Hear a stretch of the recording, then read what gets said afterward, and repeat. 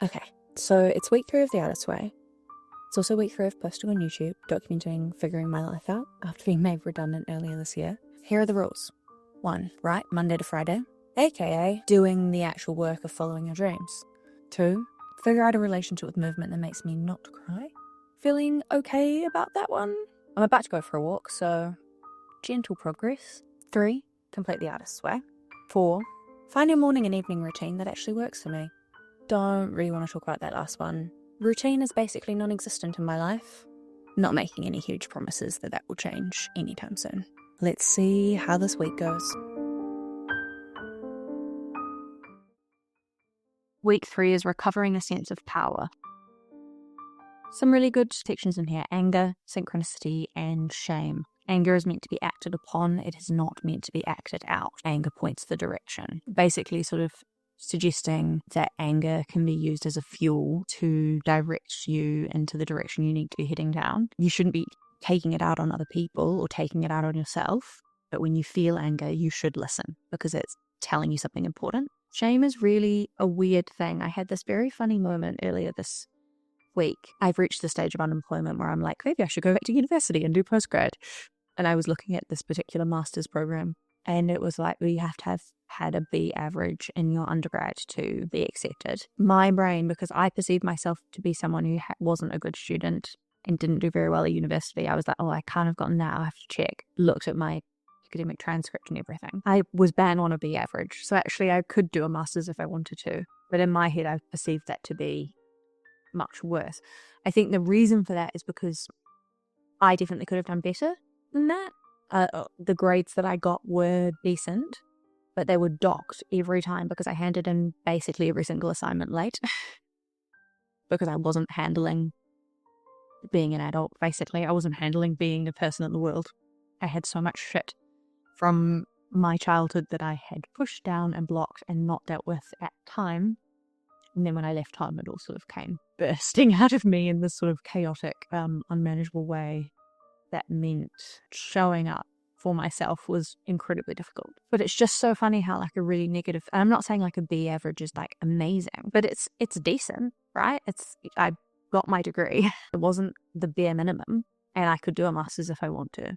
But I have such a shameful perspective on that time in my life because I know I could have done better, that I assumed it was so much worse than what it actually was. Which is just interesting. I think shame corrupts memories and self-perspective in a really kind of horrific way. Bagoo, thrifted, buddy, cotton. Jewellery is found this on a beach when I was 8. Gorgeous. Have worn it pretty much every day since. These are my mum and dad's wedding bands.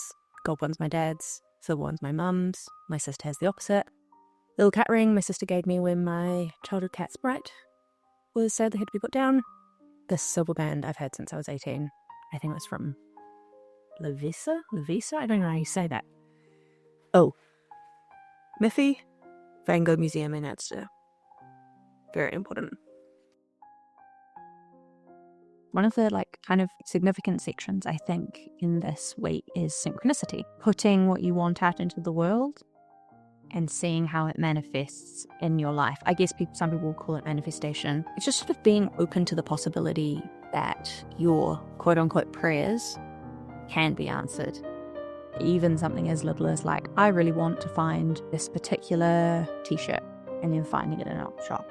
I found it really interesting that Julia Cameron talks about the responsibility of answered prayers, and the idea basically that a lot of people will say that failure is what they're scared of. Often what they're actually scared of is success. It is so much easier to be an angry failure than a happy success. It is really easy to not try. I've been thinking a lot this week about following your dreams. I think this whole idea of synchronicity, of actually asking the universe for what you want, kind of makes you grapple with what it is you want.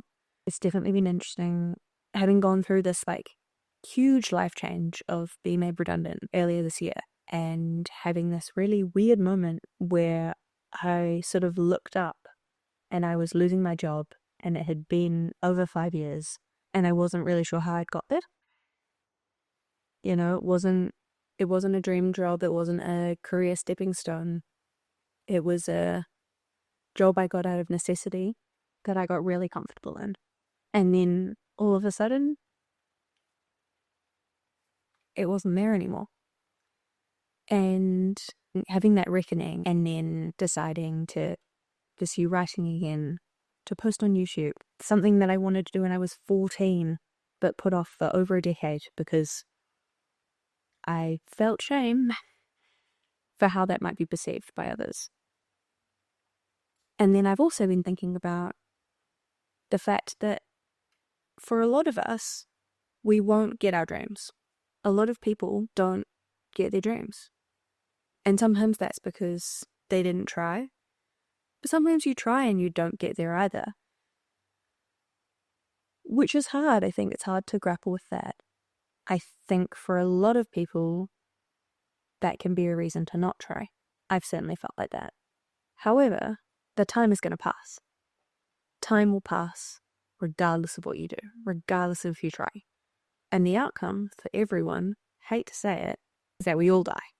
But trying and failing is a way more interesting story than not trying at all.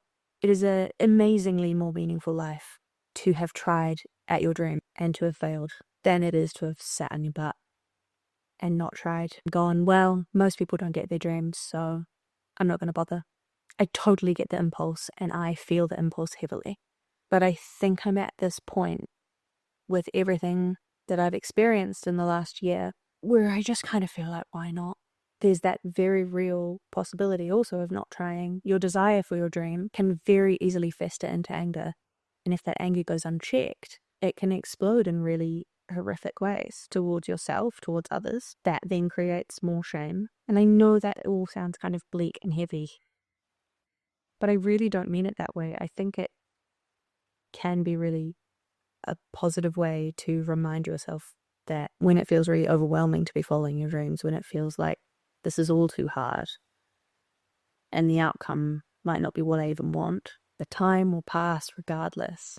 You will die. Would you rather the story of your life be that you tried or you didn't try? Is that too intense for a YouTube video? Maybe, but it's what I've been thinking about this week. Let me know what you think. Does that resonate with you at all? If it does, leave a comment, like, subscribe. Next week is the reading deprivation week, which I feel very nervous about.